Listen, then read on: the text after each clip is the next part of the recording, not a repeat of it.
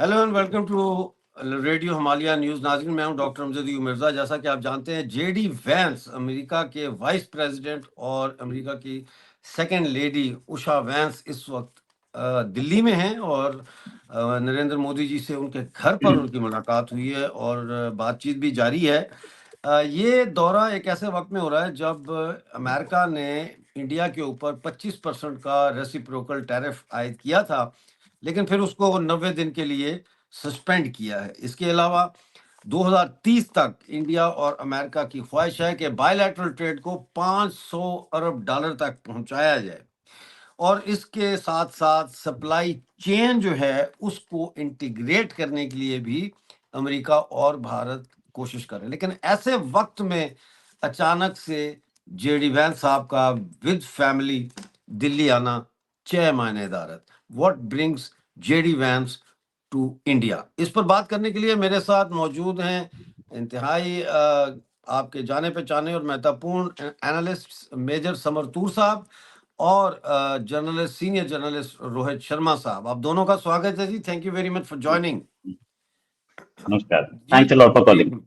जी, तो इनी मिनी मायना मो कर लेंगे, पहले किससे सवाल किए अच्छा चलो पहले रोहित जी। अच्छा चलो रोहित जी से कर लेते हैं। रोहित जी, जेडी वैंस अमेरिका से इंडिया क्यों आए हैं? वैसे तो हम बड़ा हमारा दिल खुला है, मोस्ट वेलकम आए हैं, उनको खुश आमदेद कहते हैं, लेकिन बतौर अमेरिकन वाइस प्रेसिडेंट उनका ये दौरा 6 महीनेदार है। What brings JD Vance to India? Sir 4 दिन का विजिट है। जी जी, पहला दिन दिल्ली, आगरा भी साथ में, ठीक है। पहला दिन, दूसरा दिन वही, फिर उसके बाद एक दिन इनका शिमला है, एक दिन इनका आंध्र प्रदेश मतलब हैदराबाद, जहां से इनकी वाइफ आती है उषा वैंस। अच्छा, वाइफ खुद भी born and brought up in America है, लेकिन वाइफ के पेरेंट्स आंध्रा से हैं, तो ये आंध्रा जाते रहते होंगे, इनके अपने रिलेटिव्स होंगे वहां। पहला विजिट है इनका एशिया का, जो कि इंडिया आ रहा है। Indian community, Indian diaspora is the richest diaspora in America per capita. तो ये देखते हुए साथ में ये भी कि ये विजिट, इससे पहले ट्रंप की सिक्योरिटी इंटेलिजेंस चीफ आई थी तुलसी गैबार्ड। अच्छा, चुन चुन के लोग भेजे जा रहे हैं। कौन? तुलसी गैबार्ड इंडियन अमेरिकन नहीं है, इंडियन ओरिजिन की नहीं है, लेकिन हिंदू हैं और यहां आई थी, मीटिंग्स करके गई। दूसरा, अब आए हैं जेडी वैंस। जेडी वैंस के बारे में एक चीज है कि जेडी वैंस की जो वाइफ हैं वो पहले दूसरी पार्टी की, ठीक है, दूसरी पार्टी की मेंबर थी, मतलब डेमोक्रेट पार्टी की मेंबर थी। फिर उसके बाद वो पार्टी छोड़ी और इसमें रिपब्लिकन में आई। वाइस प्रेसिडेंशियल कैंडिडेट के लिए शायद जो मैंने पढ़ा है, वो जो मुझे पता लगा है वो ये है कि जेडी वैंस की जगह उषा वैंस नंबर 1 प्रेफरेंस थी ट्रंप की, लेकिन फिर जेडी वैंस को किसी उसमें वो ले आए थे। अब ये कि तुलसी गैबार्ड के आने के बाद, तुलसी गैबार्ड जब आई थी उस समय अमेरिका का बिल्डअप शुरू हुआ था ईरान के खिलाफ, और यूएसएस कार्ल विंसन उसी समय वहां पहुंचा था। 2 एयरक्राफ्ट कैरियर्स ईरान के आसपास होवर कर रहे हैं। यूएस सबमरीन्स आ चुकी हैं, F-35 का फ्लीट आ चुका है, पेट्रियट मिसाइल्स की बैटरी कतर को दी जा चुकी है। सब कुछ सारे ईरान इजराइल ऑलमोस्ट रेडी है कि अब हमला हो। उससे पहले यहां आने का मतलब, इंडिया आने की तरफ पर्सनल विजिट है, नो डाउट अबाउट इट, ठीक है, वो पर्सनल विजिट में घूमेंगे, लेकिन जो मीटिंग्स हो रही हैं हम देख रहे हैं, नेशनल सिक्योरिटी एडवाइजर भी उसमें बैठे हैं और foreign minister, external affairs minister Jaishankar साहब भी उसमें बैठे हैं। तो ईरान तो डिस्कस हुआ होगा, नो डाउट। जो टैरिफ्स इंडिया पे लगने वाले हैं वो टैरिफ्स भी डिस्कस हुए होंगे, अफगानिस्तान भी डिस्कशन में रहा होगा, नो डाउट। कुछ ऐसी चीजें, और जैसे कि तुलसी गैबार्ड यहाँ से डोनाल्ड ट्रंप के लिए एक मैसेज लेके गई थी, क्योंकि आप देखिए कि अभी सिग्नल का एक चैट लीक हुआ है। वो सिग्नल चैट ईरान से ही बातचीत हुई थी, और वो पूरा चैट, सिग्नल चैट जो था, उसमें अमेरिका के टॉप ऑफिशियल्स का चैट लीक हुआ था। जिसने किया वो भी सबके सामने है, सारी कहानियां क्लियर है। लेकिन फैक्ट इज कि क्या आप भरोसा किया जा सकता है? नो। खुद जेडी वैंस आए, आकर के बातचीत की है उन्होंने, और यहां से कोई मैसेज लेके जाएंगे, क्योंकि ईरान पर हमला एक बड़ी चीज है। ईरान से बहुत दूर बैठा है अमेरिका, ईरान के पास बैठा है इजराइल, और ईरान के साथ सटे हुए हैं, मतलब बहुत ज्यादा सटे हुए नहीं, लेकिन हाँ ईरान के करीब है रशिया और चाइना और इंडिया। तो ऐसे में रशिया और चाइना दोनों के दोनों अमेरिका के इस या अमेरिका और इसराइल कंबाइंड फोर्सेस के इस जो हो सकता है हमला हो जाए, इसके खिलाफ होंगे। और ऐसे में इंडिया जैसी एक पावर न्यूट्रल रहे, ये बहुत इंपॉर्टेंट होगा। तो ये बात जरूर होगी, इसमें कोई शक नहीं है। टैरिफ भी बात होगी, टैरिफ पे और क्या बातें होंगी, और बहुत सारी बातें हो सकती हैं जिस पे मुझे अभी तक एक्चुअली ये सारे के सारे जो है स्पेकुलेशंस हैं। अभी तक कोई हमारे पास एक प्रेस रिलीज नहीं है। प्रेस रिलीज आएगी तो उसमें सिर्फ लिखा आएगा कि हम लोगों ने स्ट्रेटेजिक मैटर्स पे बात की, हम लोगों ने जियो स्ट्रेटेजिक मैटर्स पे बात की, हम लोगों ने बिजनेस पे बात की, टैरिफ पे बात की, वो होगा। लेकिन हाँ, आना और ये दिखाना, एक ऑफिशियल विजिट को पर्सनल विजिट दिखाना, ये भी एक बड़ी चीज होती है। और ये विजिट एक बहुत इंपॉर्टेंट टाइम पे, इसमें कोई शक नहीं। ठीक है। मेजर साहब, मेजर समरतूर साहब, आप कैसे देखते हैं इस विजिट को? ईरान के बारे में अभी थोड़ी देर पहले हमारा जो लाइव था उसमें भी आपने ईरान के हवाले से इंडिया के प्रेशर की बात की कि इंडिया का प्रेशर है जो अमेरिका को इस वक्त तक रोके हुए है ईरान पे हमला करने के लिए। तो आप कैसे देख रहे हैं इस विजिट को? देखिए अमजद जी, प्रॉब्लम यहाँ है कि चाइना, इंडिया, रशिया, ये तीनों कंट्रीज नहीं चाहती कि ईरान पे हमला हो। One of the major reason is it is a very critical and important provider for source of energy, especially for India when it comes to oil. And हम ही उसके सबसे बिगेस्ट बायर हैं, चाइना भी है and Russia तो है ही है। तो देखें sir, it will be incorrect, क्योंकि अगर यूएस क्या करता है ना, वो हमेशा बिफोर वॉर ना, it goes to all the adjoining countries, हमें सपोर्ट देना, हमें मेंटेनेंस का सपोर्ट दे देना, हमारी शिप्स जो आएंगी अगर कोई डिस्ट्रेस कॉल में उन्हें डॉक होने देना, हमारे एयरफोर्स को लैंड होने देना। तो देखिए ये सारी अग्रीमेंट्स तो बहुत साल पहले अग्री हो चुके हैं, हमने साइन भी किया हुआ है। तो अब दिक्कत क्या है कि वी हैव टू कन्विंस कि इस रीजन में अब लड़ाई ना फैले, क्योंकि देखिए सीरिया गया, लेबनान गया, ईरान गया, ठीक है, और इजिप्ट में वैसी दिक्कत रही है, हिस्ट्री देखी जाए तो जॉर्डन के वैसे ही हाथ बंधे हुए हैं, ठीक है। तो ये पूरा मिडिल ईस्टर्न रीजन डिस्टर्ब हो चुका है। We do not want the disturbance to spread over neck in Asia. और ईरान को अगर कुछ हुआ तो Iran will ensure that the whole region then suffers, क्योंकि मरता क्या नहीं करता, और मरेगा तो सबको साथ लेके जाएगा। तो all things will break loose. अब जैसे कि कुछ साल पहले ईरान ने इंडिया को एक टारगेट ग्राउंड बना लिया था, जिसमें कि इजरायली डिप्लोमेट्स की गाड़ी पे मैग्नेट बॉम्ब लगा दिया था दिल्ली में। वो मतलब बच गया था, किस्मत अच्छी थी इजरायली डिप्लोमेट की। बट इमेजिन कि फॉरेन टर्फ इंडिया चुनी गई थी कि भाई यहाँ पे इतनी लीवरेज है ईरानियंस को कि they can carry out a hit mission. तो आप देखें कि एंड ऊपर से India is a very close ally of Israel, क्योंकि कारगिल के दौरान एक ही कंट्री थी पूरी दुनिया में जिसने हमारी मदद की, वो इजराइल थी। बाकी everybody backed out, nobody came to our rescue. तो देखें हमारे लिए in fact mister Modi can be a very critical negotiator, जैसे कि वो यूक्रेन और रशिया के बीच थे, जेलेंस्की और पुतिन के बीच एक मीडियम ऑफ कम्युनिकेशन बने रहे।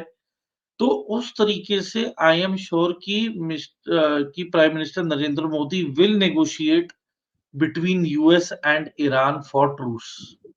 वो आखिरी दम तक लगे रहेंगे कि लड़ाई ना हो, that is the last resort, ठीक है। तो आई थिंक जो हुतीज के साथ जो हुआ है और जो ईरान ने उनका साथ छोड़ दिया है, it is a wise move by Iran. उन्होंने सही डिसीजन लिया है। यदि इनको ये फंडिंग या साथ देते रहते तो मुझे नहीं लगता कि हम भी कुछ कर पाते, कन्विंस कर पाते। तो I think Iran is also trading very cautiously, वो भी देख रहा है। अब प्रॉब्लम कहाँ है? चाइना को लेकर, कि China will try to influence and create problems, क्योंकि देखिए ट्रेड वॉर शुरू हो चुका है। There is a open trade war between China and US. Number एक, 3 दिन पहले चाइना ने एक वार्निंग जारी की है to all nations who are trying to have a new trade deal signed with USA on the behest of China. मतलब China की बर्बादी के दम पे कहते हैं जो जो कंट्रीज अब न्यू और प्रॉफिटेबल डील्स करेंगी यूएस के साथ, वो चाइना का टारगेट बनेंगी। एंड आज की तारीख में India will be the number 1 target. जायज सी बात है, क्योंकि जो चीजें चाइना ने रिजेक्ट करनी है, वो पूरा प्रोडक्शन के ऑर्डर्स इंडिया में डंप होंगे। और आईफोन की प्रोडक्शन तो चालू हो चुकी है। अब धीरे-धीरे आप देखेंगे कि सेमीकंडक्टर्स और बाकी इंपॉर्टेंट चिपसेट्स और आर्टिकल्स इंडिया में बनने लगेंगे। क्यों? क्योंकि चाइना के बाद अगर कोई भी लेबर इंटेंसिव कंट्री है, जिसपे लेबर अफोर्डेबल है, वो काफ़ी हद तक इंडिया है। क्योंकि हमारे पास पॉपुलेशन है, हमारे पास डेमोग्राफिकली उस एज की पॉपुलेशन है between 25 to 45 years of age which can work and deliver. ठीक है? तो we have a young population. तो मुझे लगता है कि अमेरिका के लिए एक विन-विन सिचुएशन है। फिर बहुत सारे डिफेंस डील्स हैं which are in the pipeline, keeping in mind China की स्ट्रेटेजिक मिलिट्री बिल्डअप। इनकी जो नेवी का जो बिल्डअप है, इनफैक्ट आज की तारीख में जो चाइनीज़ नेवी की जो कैपेसिटी है, वो आई डोंट थिंक कि किसी और नेवी की इन द वर्ल्ड है। उनके पास इतनी सारी submarines, different class of frigates और एयरक्राफ्ट कैरियर्स आ चुके हैं। और उनकी जो स्पीड है एक नई फ्रिगेट वेसल बनाने की is in matter of months, महीनों में बना सकते हैं, ना कि सालों में। एंड जहां तक कि इंडिया का सवाल है, हम तो पता नहीं कितने साल लेते हैं बनाने में। ठीक है? तो इनको काउंटर करने के लिए यूएस ही है और यूरोप में 1-2 कंट्रीज़, फ्रांस हो गई, जर्मनी हो गई। बाकी किसी के पास आर्मी भी नहीं है, नेटो के दम पे बैठी है, आधे से ज़्यादा यूरोप। तो देखिए, इट इज़ वेरी क्रिटिकल। अब France is not getting along well with US. तो फ्रांस ने बोल दिया कि भई आप हमारे राफेल खरीदें, F-35 रहने दें। रशिया के साथ हम जज़्बाती हैं क्योंकि वो हमारा ओल्ड पार्टनर रहा है। हमारी सारी मशीनरी रशियन वेपनरी से रिलेटेड है, तो उन्होंने कहा कि आप हमारे सुखोई 57 खरीदें। तो इंडिया भी प्रेशर में है कि कितना ले, किसके किसके पास कितनी नज़दीकियाँ बनाए। It is a very tight rope for India also, हमें बड़े ध्यान से चलना पड़ेगा। जी, बट जी। देखें मल्टीपल फैक्टर्स और कंट्रीज़ हैं। Afghanistan is going to play a very important role. क्योंकि जिस तरीके से बागराम एयरबेस ले लिया गया है, हुँ। पाकिस्तान ने इनवाइट किया है यूएसए को माइनिंग के सही। लिए, ठीक है? तो ये सारी चीज़ों को लेके चाइना को बड़ी तकलीफ होने वाली है कि मेरा एक तो सीपेक का पैसा तुम खा गए, पाकिस्तान को देख के कहेगा कि तुमने मेरा सारा पैसा हड़प लिया, खा लिया, रोहित बेवकूफ साहब, बना इस पे लिया। अब हँसना था तुम मेरी आपको। आप हँसे नहीं, इस पे हँसना और था कि औ मेरा पैसा ऐड खा गए करूंगा अभी, तुमने। हाँ, इस पे हँसना था। ऐड अच्छा, करूंगा, चलिए, कोई बात ऐड नहीं। करूंगा, ऐड करूंगा अभी। कि अच्छा, ऐड कीजिए। हाँ, हाँ। अच्छा, कि जी समर्थू साहब, कि फाइनल। आप एक तो हुँ। कि आप एक तो मेरा पूरा सीपेक का पैसा खा गए गाना गा के कि हम हाथों में हाथ डाल के वादियों के नज़ारे लेंगे और बिज़नेस करेंगे, और साथ ही साथ आपने एक विलेन को भी इनवाइट कर लिया बिज़नेस करने के लिए जहाँ पे चाइना का इंटरेस्ट है। वाह, तो वाह, अब वाह! हीरो और विलेन की लड़ाई होएगी और हीरोइन जो पाकिस्तान है, अब वो नज़ारे दोबारा लेने वाली है। जिस तरीके से उसने अमेरिका को रूसियों के सामने नचवाया, फिर अमेरिका को इन्होंने तालिबान के सामने नचवाया 10 साल और वापस भिजवाया। तो अब मुझे लग रहा है कि ये तीसरी बार होगा, या कि तीसरी बार अमेरिका यहाँ पे अपना दाँव-पेच हुक्म का इक्का डालने वाला है, जलती हुई आग में, डिस्पाइट नोइंग कि यहाँ पे जो जोर का झटका अब जो लगेगा अमेरिका को, अगर धोखा किया पाकिस्तान ने, तो जोर इट का विल बी झटका अ पॉइंट ऑफ आए नो जोर जोर रिटर्न। से लगा। अच्छा, चले रोहित साहब से तो पूछते हैं। मुझे नहीं लगता कि यूएस रिकवर कर पाएगा। अच्छा, ठीक है रोहित हाँ जी, साहब, रोहित जी। आप सीपैक के हवाले से कुछ ऐड करना चाह रहे थे, वो ऐड करें और फिर फाइनल कमेंट दें ताकि हम इसको आज रैप अप कर दें। फिर कल देखेंगे क्या होता है, फिर उसके मुताबिक कल बात करेंगे जी। पाकिस्तान जो है सीपेक के हवाले से, सीपेक जो है जो चल रहा है, पाकिस्तान का ये नहीं पता है वो कल कहाँ बैठा होगा। मतलब वो किसकी बीवी और किसकी गर्लफ्रेंड है ये नहीं पता होता उसका। ओए होए वो एक तरफ वो चाइना के साथ सीपेक तो चलाता है, साथ साथ वो अमेरिका के साथ अभी मिनरल्स की डील कर रहा है। वो कोशिश पूरी करता है कि यार वो अफगानिस्तान से मिनरल निकलेंगे मेरे थ्रू हो जाएंगे। तालिबान हमले कर रहा है बॉर्डर पे, लोग मारे जा रहे हैं, उनकी फेंसिंग के खिलाफ है, ठीक है। उनकी फेंसिंग तोड़ देता है, उनके सैनिकों को मार देता है बॉर्डर पे। टीटीपी, पाकिस्तान बार बार बोलता है टीटीपी जो है वो अफगानिस्तान से ऑपरेट करती है। टीटीपी उनके सैनिकों को खैबर पख्तूनख्वा में मार रही है। और कल ही पाकिस्तान के जो एक्सटर्नल अफेयर्स मिनिस्टर हैं, साथ में डेप्यूटी प्राइम मिनिस्टर भी हैं, इशाक डार समधी हैं वो, नवाज शरीफ के, वो वहां अफगानिस्तान में बैठे थे और वहां बैठ के क्या कर रहे थे, वो वहां बैठ के वो डील कर रहे थे कि आगे से पाकिस्तान और अफगानिस्तान दोनों एक दूसरे के सरजमीन पे टेरर नहीं भेजेंगे, सपोर्ट नहीं करेंगे, ठीक है। अच्छा, बहुत बढ़िया वो है। पाकिस्तान और तालिबान दोनों के दोनों डील कर रहे हैं कि हम एक दूसरे की लैंड पे, अपनी अपनी लैंड से दूसरे की लैंड पे टेरर एक्सपोर्ट नहीं होने देंगे। ठीक है। अच्छा सर, ठीक क्या है इसमें? दो कंट्रीज डील करते हैं कि यार आज से तुझे मुझे तुझसे कोयला चाहिए, तो मुझसे गोल्ड ले लियो, ठीक है। दो कंट्रीज इंडिया और अमेरिका डील करते हैं कि मुझे तू वो दे दे, जैसे जेट के इंजन दे दे, हाँ हम ग्रीन एनर्जी पे काम करेंगे। ये दोनों क्या डील कर रहे हैं कि ना मैं तेरे पास टेरर भेजूंगा ना तू मेरे पास भेजेगा, एक्सपोर्ट ही सालों का दोनों का टेरर है। इसमें ठीक नहीं है, ये बहुत सीरियस इश्यू है। ये तालिबान से डील करने के लिए बहुत सारी चीजें होती। आप ये डील करके आ रहे हो, उसके लिए डेप्यूटी प्राइम मिनिस्टर पहुंचा है, ये बहुत सीरियस इशू है। अच्छा, दूसरी चीज ये कि क्या तालिबान मान जाएगा? पॉसिबल नहीं है, ठीक है।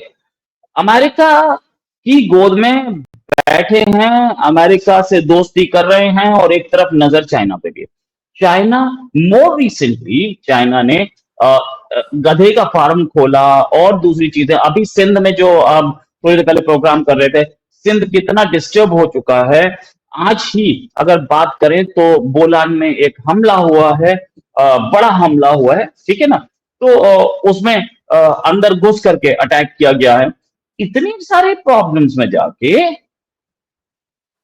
पाकिस्तान जो है वो अमेरिका से दोस्ती करना चाह रहा है, चाइना से भी रखना चाह रहा है। टीटीपी को सपोर्ट कौन करता है? धंधा है ना, वेपन्स धंधा है भाई, धंधा, धंधा, धंधे का हाँ मसला है। गंदा, हाँ, हाँ धंधे में ये गंदा थोड़ी कर देखा धंधा है। जाता है। हाँ, धंधे में ये नहीं देखते कि मुसलमान है कि हिंदू है कि सिख है, धंधा है। हाँ, सर एक चीज, टीटीपी के पास वेपन्स किसके हैं? सीधे अमेरिका सीधे के, टीटीपी के, अमेरिका के। डीएलए के पास वेपन्स किसके हैं जो पकड़े जाते हैं? अमेरिका के, अमेरिका के। ठीक है। और चाइनीज पे जो हमला करते हैं कौन होते हैं वो? तो तुम दोनों को साथ कैसे रख के चल पाओगे? एक आदमी चाइना को भगाना चाहता है, उसके लिए हथियार दे रहा है, चाइनीज को सीधे सीधे गोली मारी जा रही है, उनके सामने ब्लास्ट किए जा रहे हैं, चाइनीज उड़ते जा रहे हैं, चाइनीज मर रहे हैं, सारे वेपन्स अमेरिका दे रहा है चाइनीज को भगाने के लिए। चाइना भी ये एक्सेप्ट कर रहा है कि हमें भगाने के लिए अमेरिका दे रहा है। आप दोनों को साथ एक टेबल पर रख के उनसे बात करना चाहते हो, और वो भी ट्रंप अंकल के टेनोर में। पॉसिबल? किसे बोलते हैं इम्पॉसिबल? बिल्कुल ठीक है, थैंक यू वेरी मच। ये कहते हैं जी इम्पॉसिबल है। समरतूर साहब, प्लीज फाइनल कमेंट्स आज के लिए बस। मेरा फाइनल कमेंट ये है कि it is a honeymoon gone wrong, कि योर एक्स एंड योर मतलब टू बी हस्बैंड या हस्बैंड लगा लो, जो भी करना कहना हाँ कह सकते हैं। हाँ ठीक है। तो बेसिकली पाकिस्तान सैंडविच हो गया है और हाँ China will not like it and trust me, I think China will incline towards Afghanistan and Afghanistan will screw Pakistan well, and CPEC का failure will be avenged by China for I think decades to come if thank you very America much. is able to have a stronghold in the area, courtesy Pakistan and Thank you very Munira. much for both Mun- both of you to join me in this debate. बहुत शुक्रिया आप दोनों का मेरे साथ आज जुड़ने का। Thank you very much for being with us today, everyone. उम्मीद है आपको आज का प्रोग्राम पसंद आया होगा। जेडी वैंस का जो 4 दिन का दौरा है, इस पर हम नजर रखेंगे और इसके हवाले से हम डेली बेसिस पे कोशिश करेंगे कि आपके लिए एक प्रोग्राम लेके आएं जिसमें हम एनालाइज करें कि वो क्या मुआहदे हो रहे हैं, ये क्या डिस्कशंस हो रही हैं। लेकिन इस खित्ते में बहुत सारी तब्दीलियां होते हुए हमें दिख रही हैं। अपना बहुत सारा ख्याल रखिए। मिलते हैं अगले प्रोग्राम में।